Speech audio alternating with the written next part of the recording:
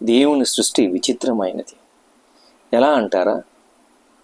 ఆకలిగా ఉన్నవాడికి అన్నం దొరకదు, అన్ని ప్లేట్లో ఉన్నవాడికి ఆకలి వేదు. కొందరు పరుపులు లేకపోయినా బ్రహ్మాండంగా నిద్రపోతారు. కొందరు పరుపులున్నా, ఏసీలున్నా, ఏమున్నా కానీ నిద్ర రాదు. ఎందుకు?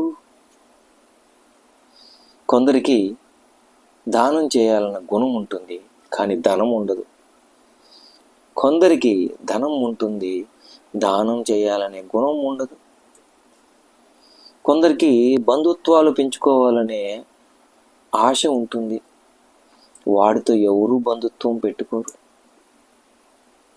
బంధాలు వద్దు, బంధుత్వాలు వద్దు అనుకునేవాడు చుట్టూరు బంధం కోసం తిరుగుతూ ఉంటారు. ఎప్పుడు మనకు కావాల్సిన దేవుడు ఇవ్వడు. మన దగ్గర అన్నీ లోటే చూపిస్తాడు. లేనిది కావాలనుకుంటాం, ఉన్నది మర్చిపోతాం. ఇదే మాయ.